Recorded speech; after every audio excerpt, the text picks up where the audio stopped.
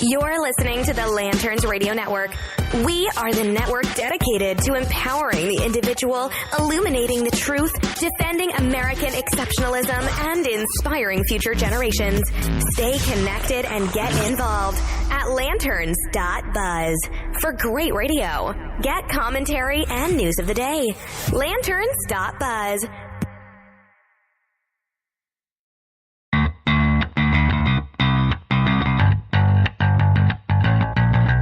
Listening to the Bells of Liberty podcast, where freedom rings and the sassiness stings. Stay tuned for a little bit of sassy freedom. Hello, and welcome back to the Bells of Liberty on Lanterns Radio Network. Thanks for joining us. On our latest episode, we'll be getting into the holiday spirit by telling the age-old story of how the SJW stole Christmas, and all while their hearts shrunk 3 sizes too small. While singing Jingle Bells is racist, the medical community has some explaining to do to an 8-year-old boy who had the malpractice of the century performed on him, thanks to his mother and some clearly inept doctors. A warning that although medicine is important, we need to consider carefully how much we trust in it. On tonight's Constitutorial, we're backing up to catch the 18th and 21st Amendments, and of course, no show would be complete without ringing the bell. So, Rocky, if I break into a sweet rendition of Oh Holy Night, how racist am I? On a scale from 1 to KKK, you mean? Yes. Because clearly everything is racist. And in case you want to know what is racist or not, I'm going to let the social justice warriors show you the way. The latest victim is Rudolph. Rudolph the Red-Nosed Reindeer, also savior of Christmas, and now social justice warrior. And of course, this is depending on who you ask.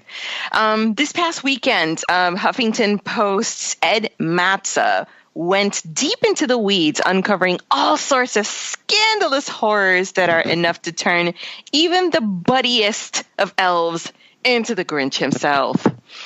Bullying, lack of diversity, verbal abuse, and bigotry are among the high crimes that the 53-year-old movie of Rudolph the Red-Nosed Reindeer has committed. But don't think that this was some well-thought-out analysis. Oh, no. This article was merely a compilation of tweets from people who were basically SJWing the heck out of a movie that's as traditional as Gingerbread Men. People were criticizing the whole cast of the movie for various reasons. Comet, the sports coach, was a bully. Donner, Rudolph's dad, forced Rudolph to wear a prosthetic nose and hide who he really was so he could appear to be more normal. And he also told his doe-eyed wife that searching for the runaway son was man's work, which is clearly a metaphor for women staying home barefoot and pregnant while the husband go and do all the hard work. And the same thing with Hermie the elf. Hermie wants to be a dentist, but no. Elves must be dedicated solely for the purpose of making merry and making toys for children for Christmas. Since people want to ruin things, they clearly miss the end of the story where the antagonists all learn a lesson, that there is beauty in all of us and that we are all great despite our differences. Those who were mean and terrible learned that that's not the way others should be treated. A valuable lesson that I wish parents taught kids nowadays. But wait, there's more. Because social justice warriors can't leave well enough alone, there's more to the dark underbelly of holiday cheer.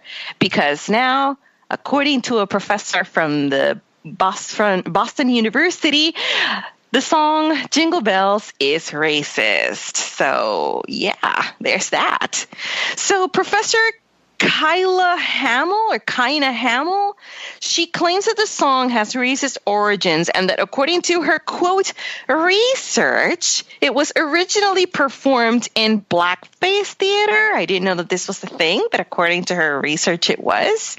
That some of the words used during the song were words that were used by black people at the time. Anyway, here's a portion of her thoughts. Open quote. Although One Horse Open Sleigh, for most of its singers and listeners, may have eluded its racialized past and taken its place in the seemingly unproblematic romanticization of a normal white Christmas, attention to the circumstances of its performance history enables reflection on its problematic role in the construction of blackness and whiteness in the United States.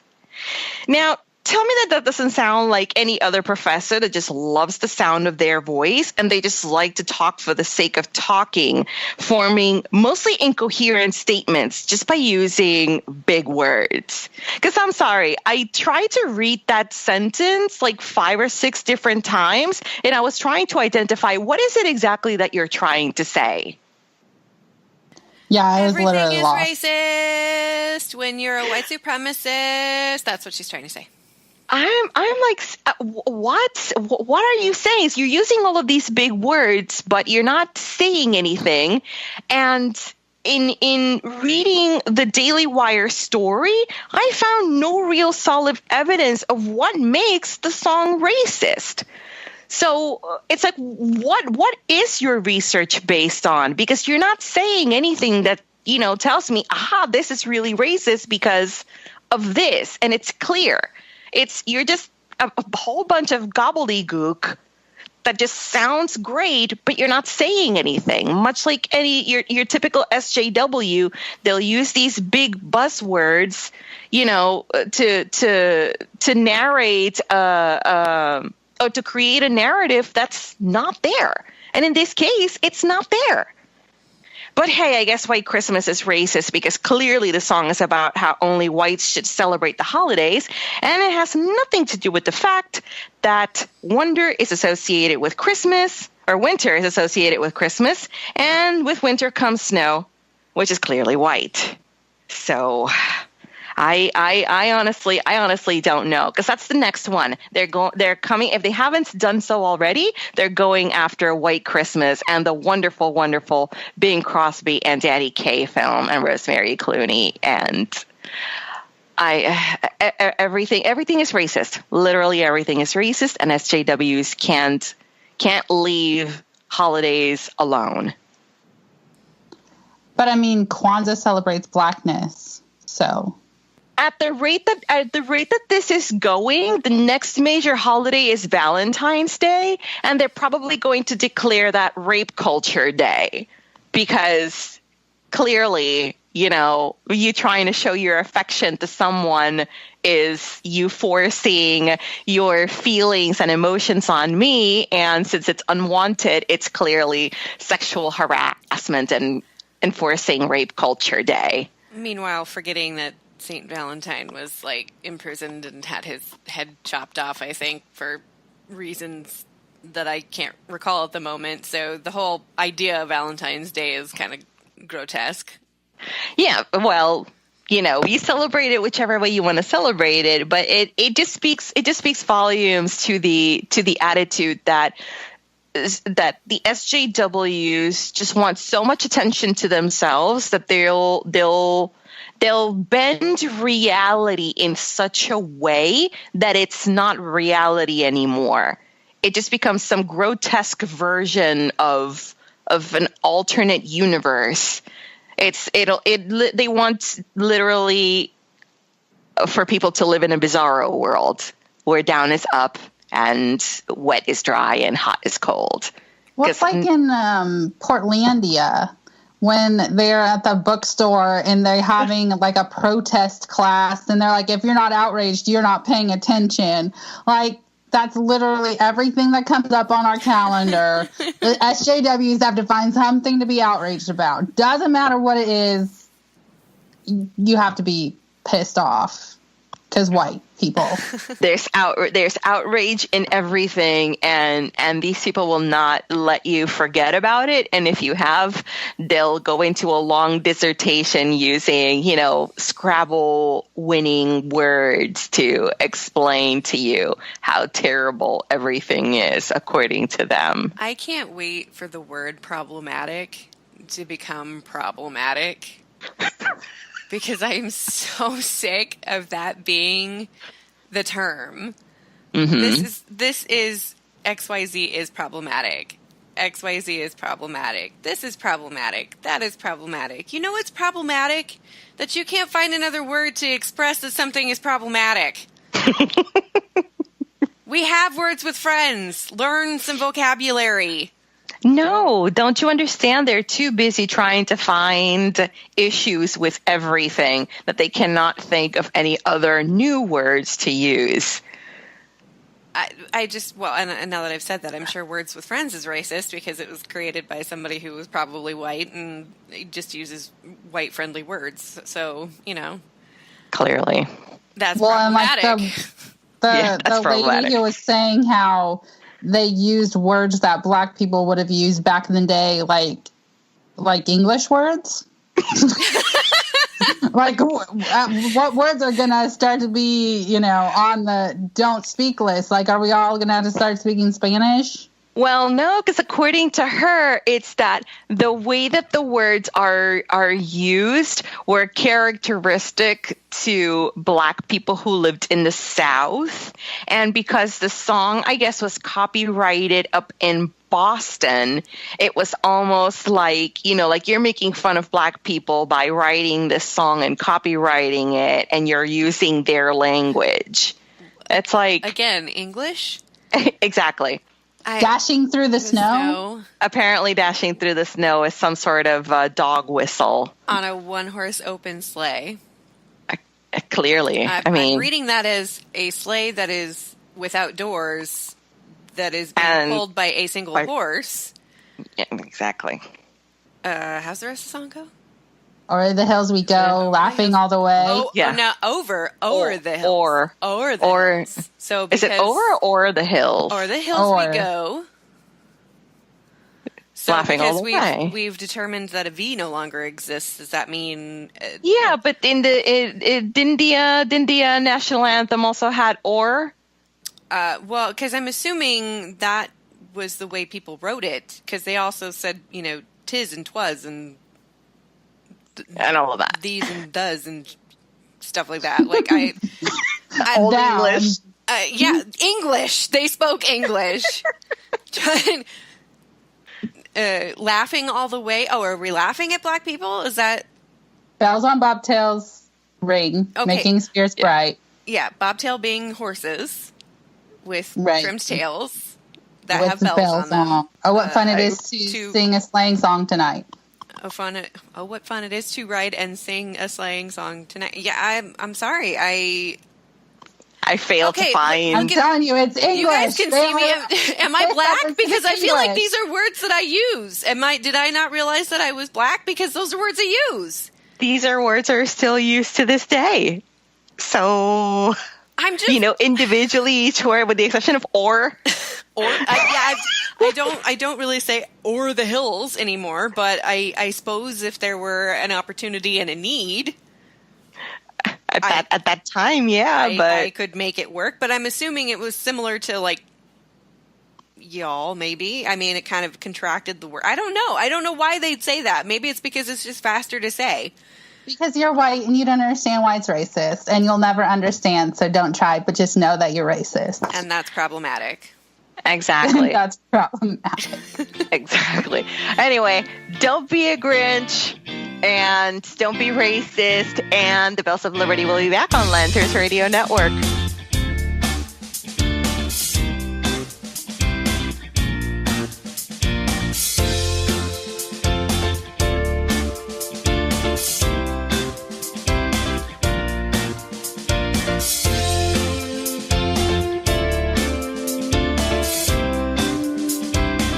Welcome back to the Bells of Liberty on Lanterns Radio Network.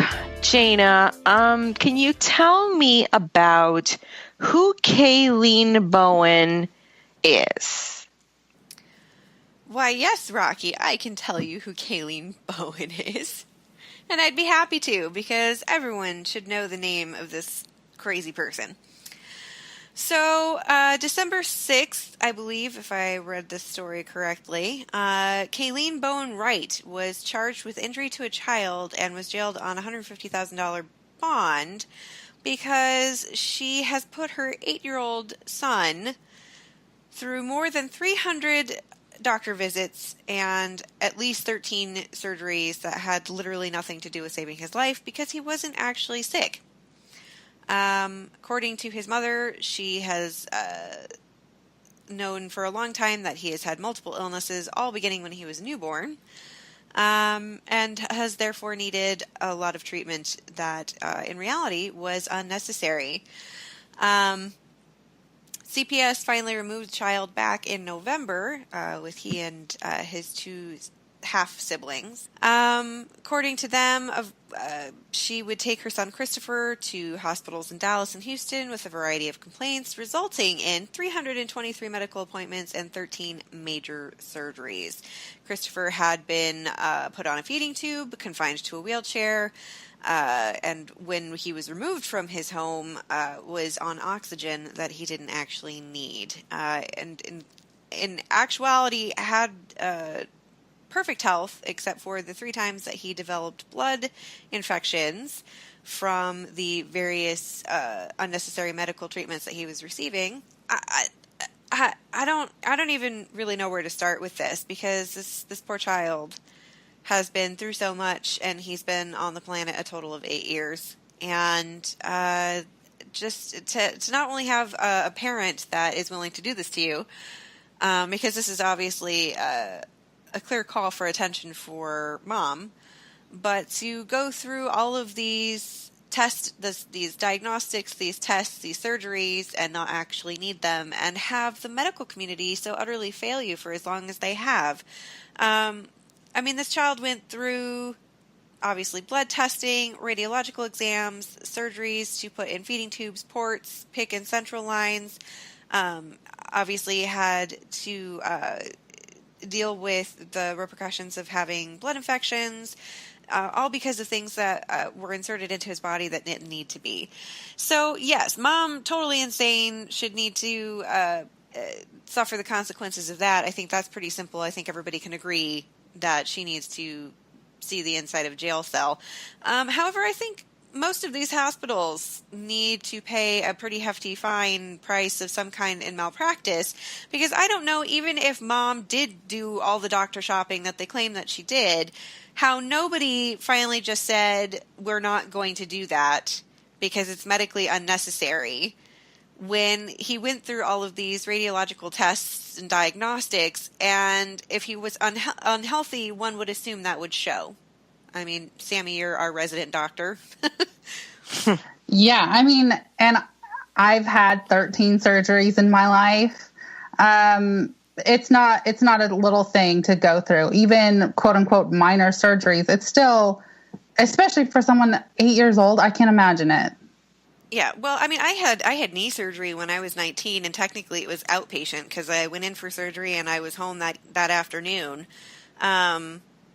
But it certainly was not a very outpatient-y experience. I was laid up for at least 2 weeks on the couch because I wasn't supposed to walk, and then I was on crutches for 2 months. I can't even imagine what it's like to have a feeding tube put into you and to not even need it. I mean, that's just obnoxious. And obviously this child is going to be dealing with the mental repercussions of this, because I'm sure his mom has pretty much convinced him that he's dying of something. And now he's got to come to terms with the fact that his life was essentially put in danger to satisfy whatever his mom's needs were.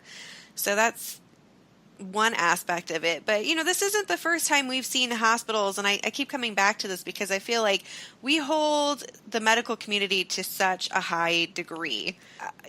We trust these people to go to school for as long as they have, 8 years, getting their degrees, getting their certifications, their licenses, and being okie dokie to do the things that they do. And so we trust them with our health, and we go to them and trust that they'll be able to make the right decision on what our healthcare needs are, whether it's needing to be put on medication for something, or some treatment for whatever illness we might have, or to not miss something when we go in for our physicals or our blood work and things like that. And I think we get held to such a high degree with them that it's kind of like whatever they say goes. and that they can do no wrong. And obviously, as three discerning women here, we all are very suspicious of most people, so it's easy for us to be like, no, I think I'll need a second opinion, or maybe not. I'll do my own research, but I feel like, generally speaking, people trust doctors to make the right decisions every time, and yet this is not the first case of a child being held kind of hostage, not only by family or by hospitals. Mm-hmm. Well, and pediatric teams, specifically in like urgent cares, emergency rooms, they're given specific training to identify like Munchausen's by proxy, meaning parents keep bringing their kids in for symptoms that they don't have.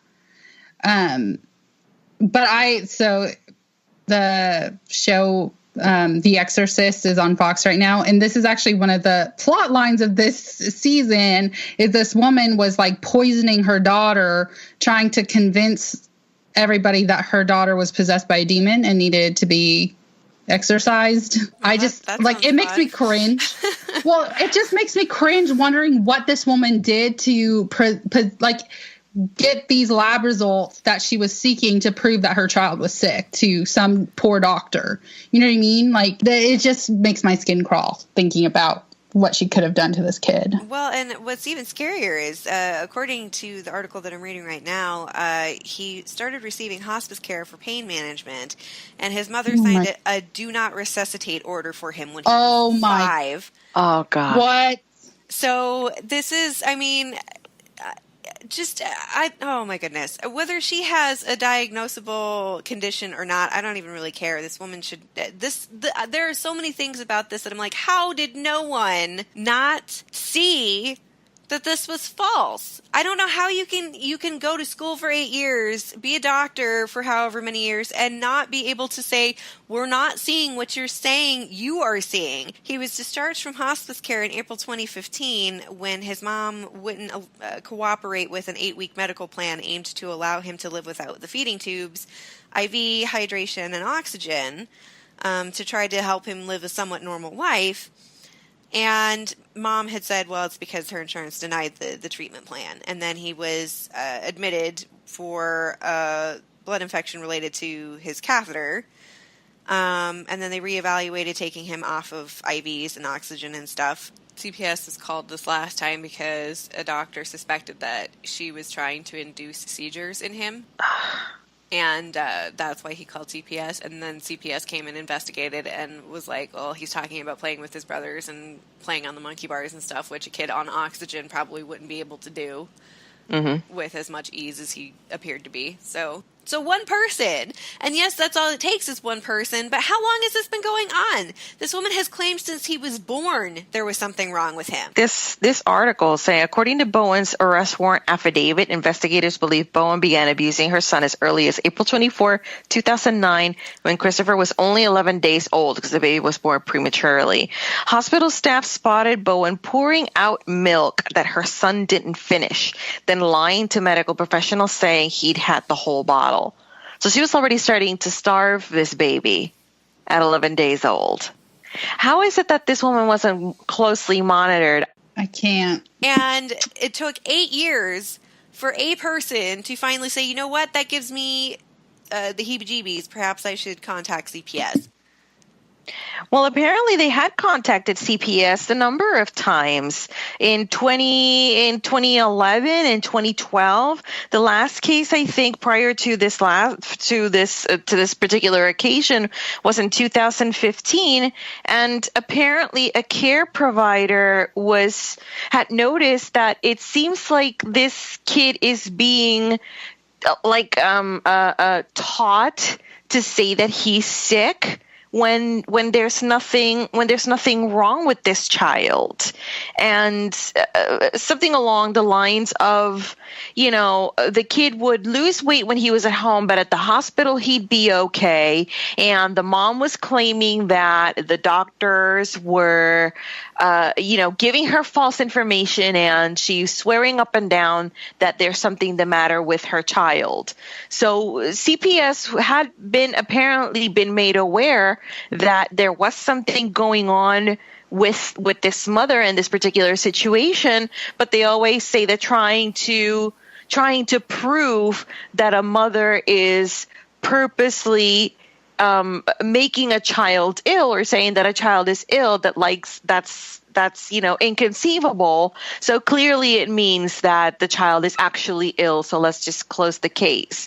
Well, I find that hard to believe. I understand that there has to be a burden of proof, but I have seen parents lose their kids for far less.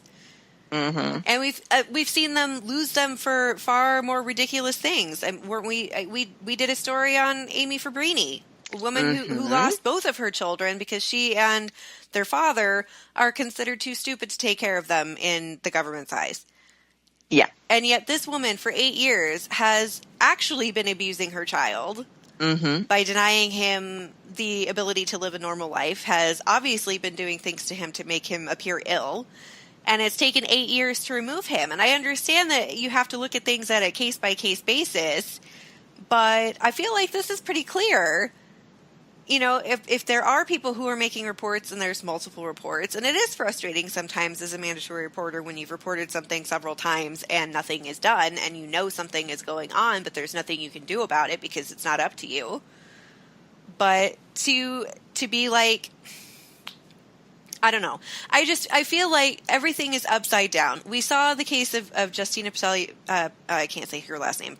Pelletier. A few years ago, where a family was actually trying to get their daughter care for something, and a medical team completely overstepped their bounds and actually put the child in danger and essentially kidnapped her from her family. Again, trusting doctors to do the right thing. We've seen, CPS remove children from a family's care because they're not considered intelligent enough and capable enough to take care of their children when they've proven they are. And now we're here where, this child is in danger and needs to be removed from the family or returned to his dad, which is a completely different story because dad has been claiming from the beginning that mom has been making all of this up, but every family court they've been to has sided on mom's side, which is frequently something that fathers run into. Not only are they told they're not necessary, moms constantly get, sympathy from the courts unless they've done something so egregious it can't be ignored. Hello, I think we're there. Yeah, and I feel bad for the father because he had said in the past that this woman had made allegations of her being ill even before she was pregnant. When do you realize that, that's something's the matter? And again, to the point that you were making earlier, like about the father, it seems that the father had always represented himself in family court, and the woman would just basically like turn on the waterworks, and the judge would be like, "Oh, it's okay. We'll send him home with you, so you won't have to worry about it." So because a woman cries, you just... Yeah, the system is still really... Well, and I mean, it's always going to be when we've got things like Planned Parenthood and, these idiot feminists that think men are unnecessary, that, it's like, I'm a strong, independent woman. I don't need no man to raise my baby. Then that resonates in our justice system, and that he doesn't deserve the benefit of the doubt while mom is sitting over there going, "Oh, it's obviously he's sick." Oh, it's just crap. It's just crap. This kid was failed in so many ways, and like he's in foster care right now. But dad's hoping to get custody of him. And I'm like, dad shouldn't even have to go through this. I mean, if dad was not directly involved and there's evidence that he has been trying to get the court to see that something's been going on, the kid should just be in his custody now. He shouldn't have to go through this process. He shouldn't have to go through the added trauma of being with a family that's not his family. It's like the same thing with putting him in a feeding tube. Yeah, I mean, feeding him with a feeding tube. Anything put into this poor child's body if there was no evidence? Can you just imagine that she wouldn't feed him? You know what I mean? Because he would have had to drop weight for them to deem it medically necessary. So she would have had to stop feeding him. Exactly. That just makes me... If I could go punch this woman in the face... repeatedly? I would do it. Can we take turns? Yeah. It's just, there's so many things that I'm like, I'm not a doctor. I did not go to doctor school, but... common sense. I understand 1 + 1 actually equals 2. But that's all the time that we have for this segment. Next up is going to be our Constitutorial. Stay tuned. The Bells of Liberty will be back on Lanterns Radio Network.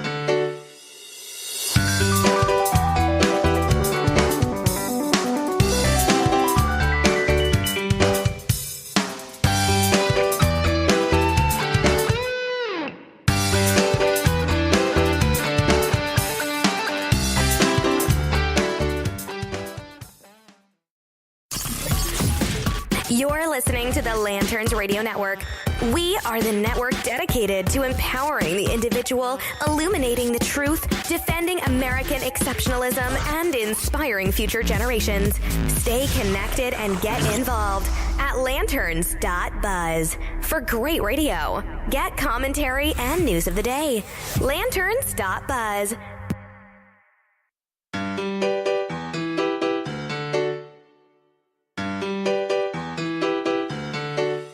Welcome back to the Bells of Liberty on Lanterns Radio Network. On today's Constitutorial, we are going to discuss the 18th and 21st Amendments. Sammy. Okay, so in the early 1820s, there was a spiritual revival that happened in our country. And as a result of that, people began to see alcohol as a curse on our country. And after the Civil War, a lot of states rallied around those sentiments. In fact, alcohol was banned in Massachusetts as a state in 1846, but it was quickly repealed. However, by 1916, 23 out of 48 states held anti-saloon league legislation, meaning obviously no saloons. So the 18th Amendment, as a nation, we banned the sale of alcohol. So, and not just the sale of it, the manufacturing and the transportation of said intoxicating liquors. But that led to an uptake in organized crime. As everyone knows, Al Capone, the speakeasies, blah, blah, blah. So by 1933, widespread public opinion led to the repeal of it, which is the 21st Amendment. So it's not like a huge bit of stuff we have to look over, but I did want to have the conversation with you ladies. So I have a lot of libertarian friends, as I'm sure you guys do too. And I consider myself a conservatarian because I can't go full libertarian. I just can't do it. However, they constantly use the 1821 amendment as why we should legalize marijuana. And some even go as far as harder drugs, saying that the illegality is what promotes criminality. And so we should just legalize everything and then the crime will go away and then everyone will just be happy because we're all doing PCP. You could use that theory with pretty much any law, as if we just made it legal, it would stop. Okay, well, I'm pretty sure that wouldn't, because people were murdering each other before we made it illegal. So I don't know. It's just dumb. It's just dumb. Not just that, but we don't want to get into that pitfall where if we allow one drug to be legalized, then we'll basically, like, for example, they always advocate for marijuana because it's the least, or at least they'll claim it's the least hard of the drugs, the least dangerous, quote unquote, according to them. But if you open the door to one, then shouldn't you open the doors to all of them? And what kind of country would we be if we allowed all of that to happen? Like, I understand the logic of it. If you make them legal, then you take away the mystery and the thrill that you get from doing something illegal. That I understand that aspect, but at the same time, it's what kind of country would we be if we allowed absolutely any and every illegal drug out there to be legal? Well, and are people who are taking hard drugs or even just marijuana, do you really think they're doing it because it's illegal and it's exciting to do something illegal? Or do you think they're doing it because A, they just want to get high, or B, they're getting high because of a worse problem? It's like mental health, perhaps. That I would assume a lot of people, and this is off topic, obviously, but a lot of people self-medicate with booze or drugs because of something going on in their life or because of poor decision making. So I don't really see how making it legal is going to change those issues. I know very little about illicit drugs, but I really don't. Like I said, much like Sammy was saying earlier, we consider, or at least I consider myself a conservatarian as well. But there are certain things that I do draw the line on, and legalization of recreational marijuana, I have issues with that. If we wanted to talk about legalization of the use of marijuana for medical purposes, that's a debate for another day, but that's a different, in which I have a different opinion. With illicit drugs or illicit substances to be made legal, I don't know. It's such a murky subject. Well, I'm from Washington, so obviously Washington's one of the states that has legalized it. And the funny thing is, they all were like, oh, well, if you legalize it, then you can tax it, and then we can put all this money to schools. So it's going to benefit everybody. But here's the thing. They legalized it. They started taxing it. And now the pot users are pissed because the taxes are too high for them and they can't afford to get high as much as they used to. So they're still buying from their dealer and not a licensed legal seller of marijuana. So the plan backfired.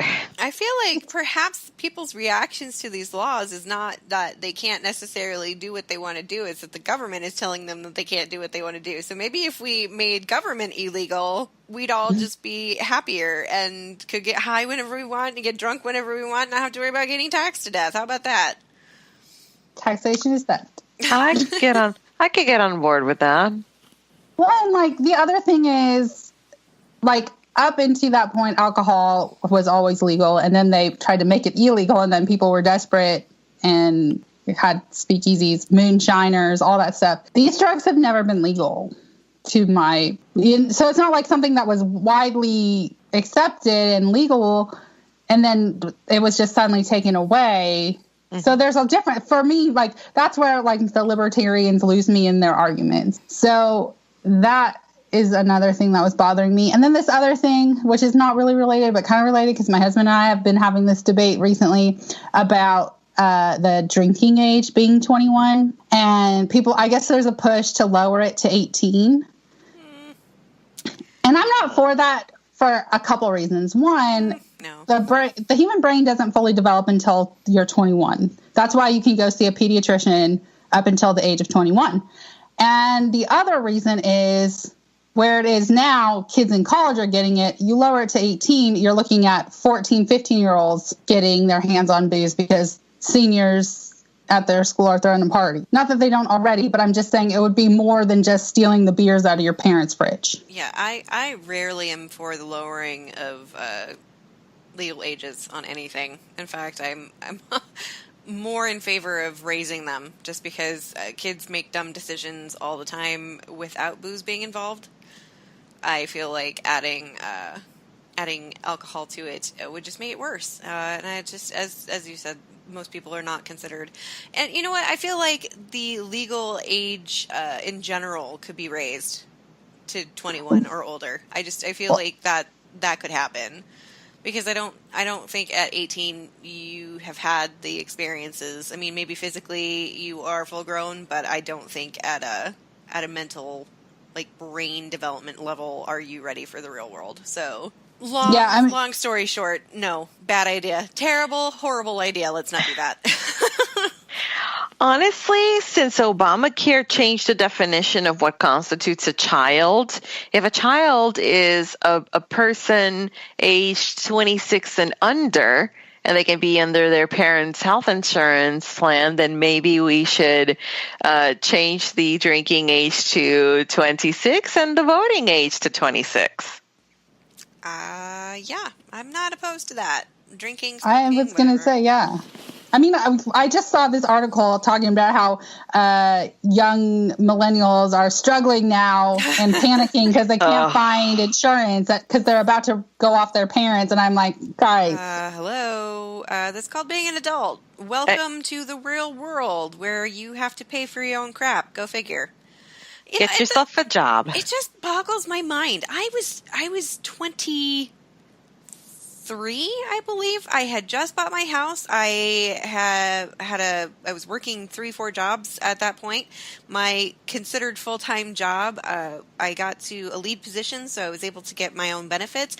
I actually had a 30-plus-year-old boss who looked me in the face and said, "Why would you pay for your own insurance? You can stay on your parents' insurance until you're 26. Because I own my own home and I pay my own bills and my parents have done their duty and I think it's my turn to take care of myself. Thank you very much."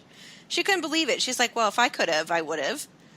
Okay, and you're in charge. That's cool. So I'm like, I'm perfectly fine with paying for my own insurance. Do I think it should be affordable? Yes. But do I think my employer needs to be forced to give me insurance as a benefit? No.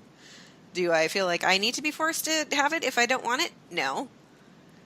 It just boggles my mind. But all these like, "Oh my God, guys, I'm almost 26. What am I going to do about insurance?" I don't know. Get a job that offers it. No, Jana, we can't do that. I know. It's like obnoxious. How dare I?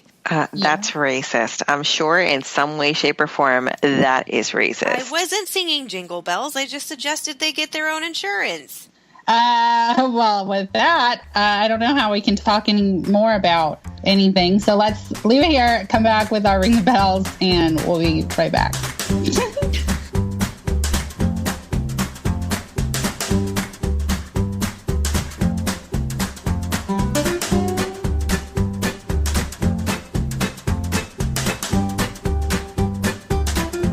Welcome back to the Bells of Liberty on Lanterns Radio Network.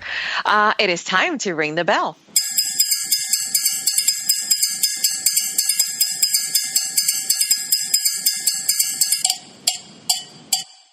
And since we did not have polls last week because, well, it was Saturday and we just wanted to get into heading straight to the weekend. I'm pretty sure somebody forgot to post them.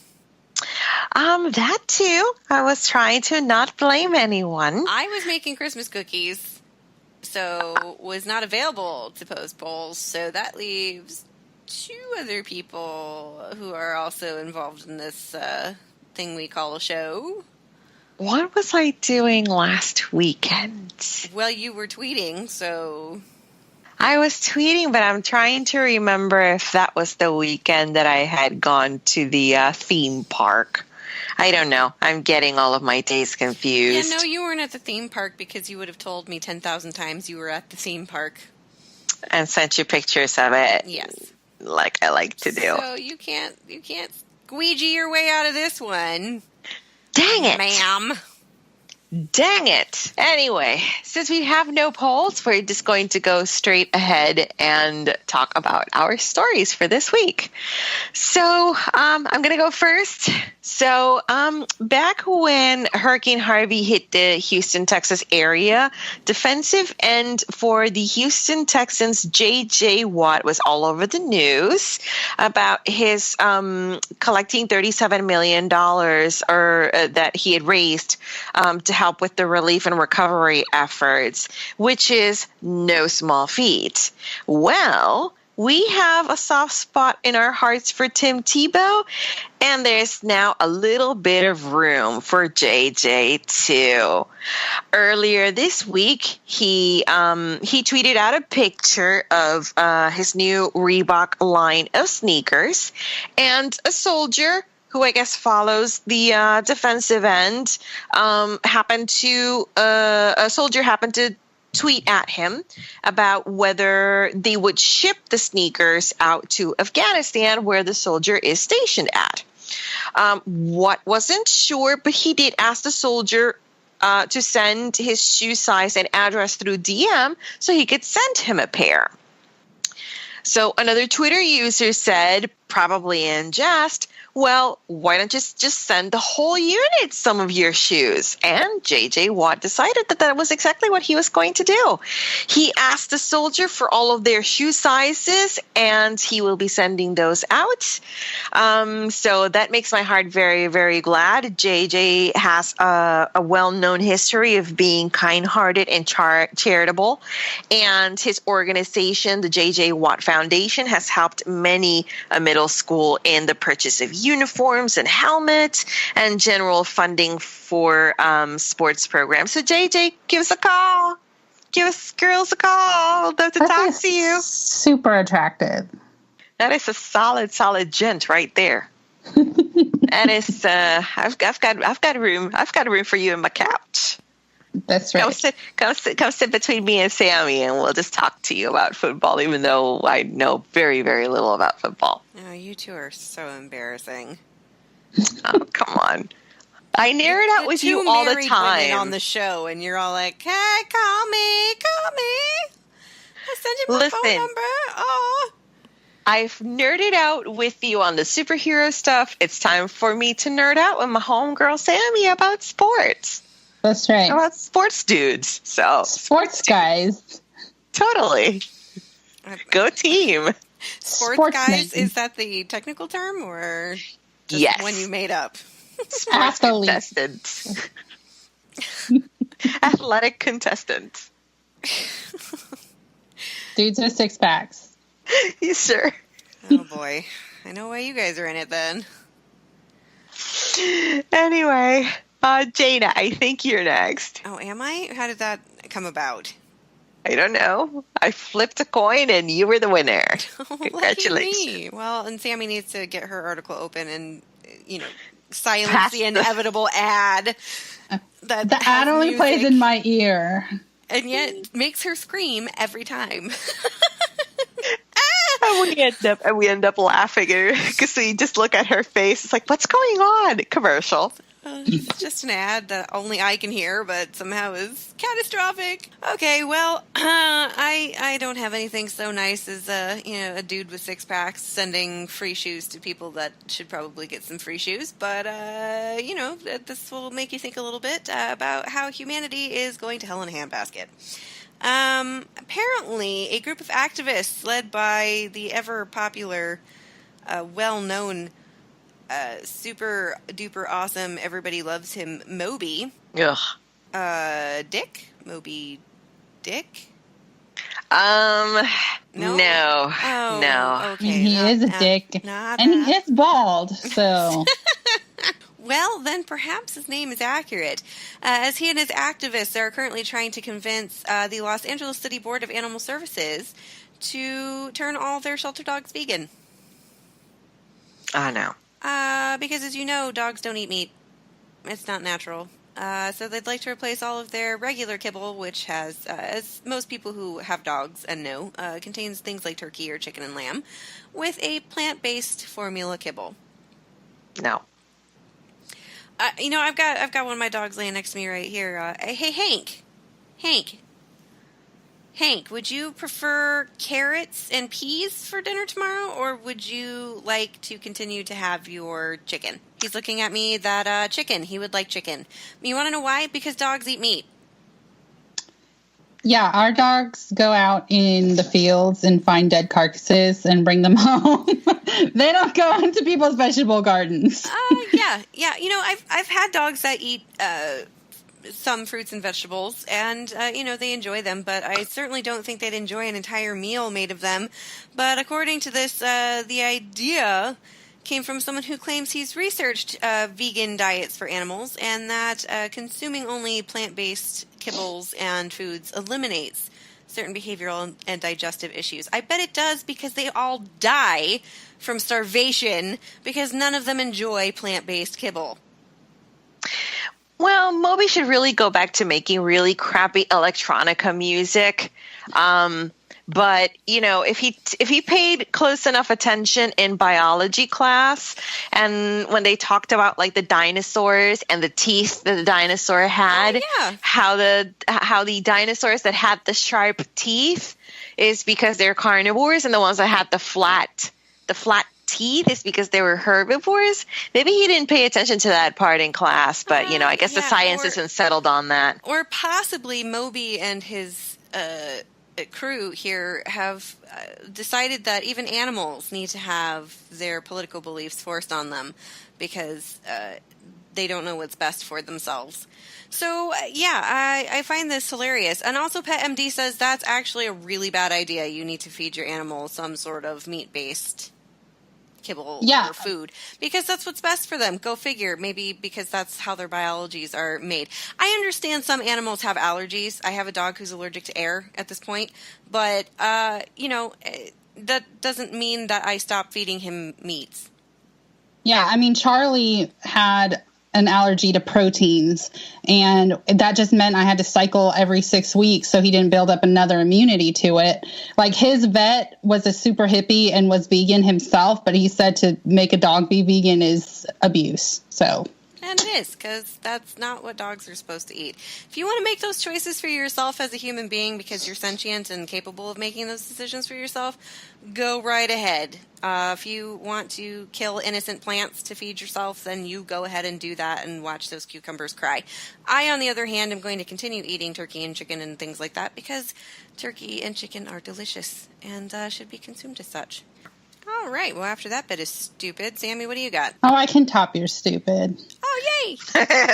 So this dude in Oregon, obviously our favorite state in the union, went around with a pair of scissors and tried to stab some people. Oh. Yeah, that's not smart.